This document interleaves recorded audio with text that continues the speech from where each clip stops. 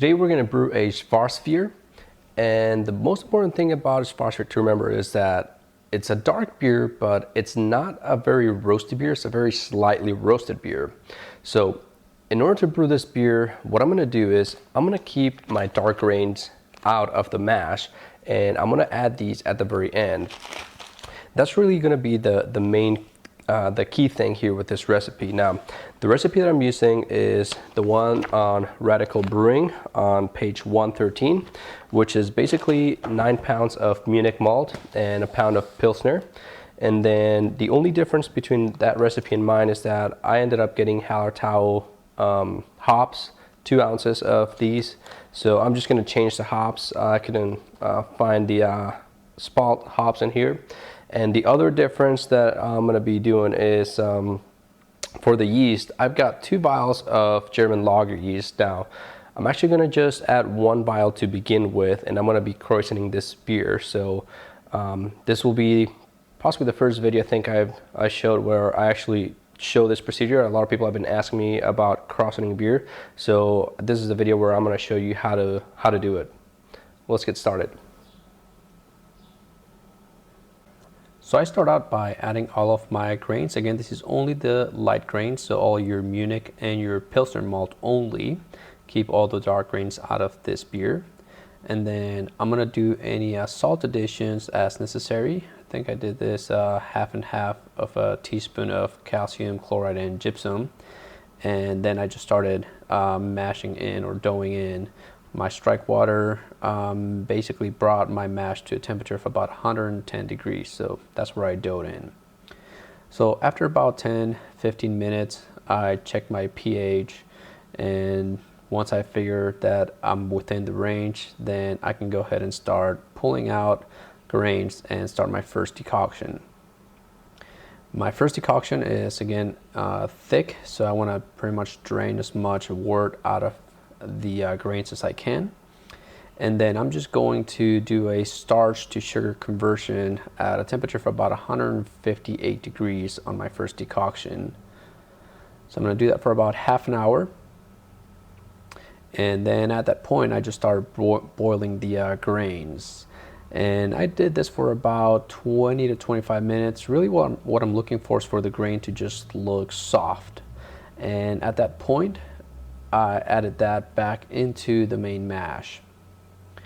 Now once I add everything to the main mash, I'm going to be doing a protein breast. So I stir everything to make sure that there's all the mash is at an even temperature all around, and basically let it sit for about 15 minutes at a protein breast.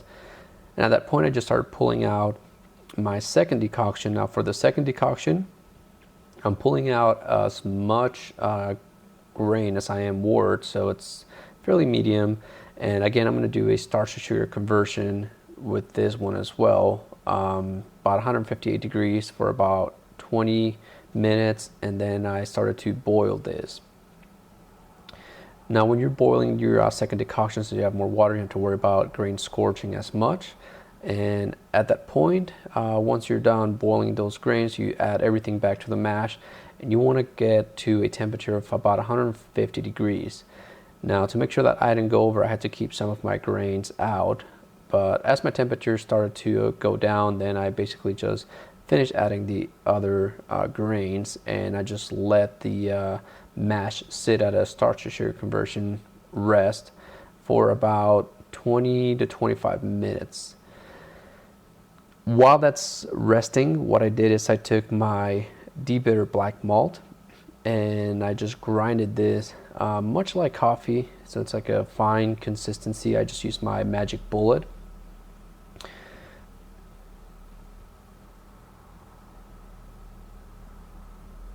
So again, I kept these grains out of the main mash, and before I add these grains, what I'm going to do is mash out so I can start lautering. So I'm just raising the temperature of the mash, and once I do that, then I just start adding all of my dark grains. And this is basically just going to give the beer the color of the Schwarzbier, and it's also going to give it a nice touch of roastiness. So just make sure that all the grains are in contact with the water. And then at that point, I started to recirculate. Now, one thing to notice is when I first started recirculating, the wort is fairly light colored, and I think I ended up pulling about 5 or 6 of these quart Pyrex glasses, and you can see like after the 4th or 5th, the wort actually starts coming out dark, and at that point, that's when I just started to collect my wort and lauter and fly sparge basically. So I collected all my wort, and then I started to bring everything to a boil. For this beer, I basically did a 90-minute boil.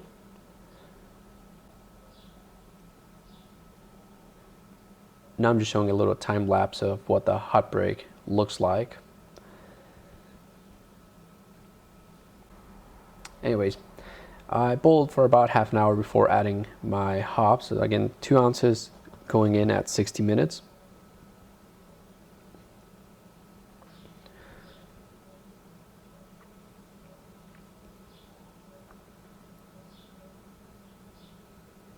Mix everything, stir every once in a while, and after the boil is done, then just start cooling as usual. So now for this beer, I'm basically only going to be making 4.5 gallons since I'm going to be krausening a beer. Now, if you have a carboy and you don't have a brew hauler, I just got mine, I can tell you that this thing is awesome, and I recommend that you go buy one right away if you don't already have one, if you're using carboys. Anyways,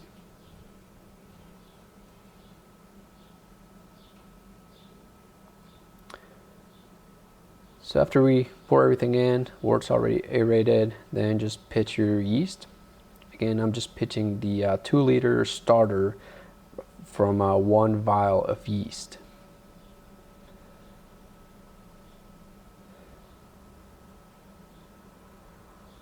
So once that's done, we want to start fermenting this beer at a temperature of about 48 degrees. Again, it's only 4.5 gallons. And what I'm going to do is wait until my beer goes into a low krausen. So a thick head is going to form, and that's going to start to slowly drop. And right about day 7, 8, 9, for me it was about day 9, that's when I saw the krausen go down. So then I went ahead and made another half a gallon of the same beer. I don't know if you can see how much the foam has dropped down from the beginning. And for this new beer, I pitched the yeast about 36 hours before I filmed this video, so you can see how it's very active. Krausen is pretty much really high. That's basically what you want to add. So 2 liters, that's about half a gallon. That's basically 10% of a 5-gallon batch. That's what I'm going to be adding to a keg. In this case, I'm going to use that as my secondary. So you basically just add your krausen beer, and then you're just going to be racking your beer on top of that.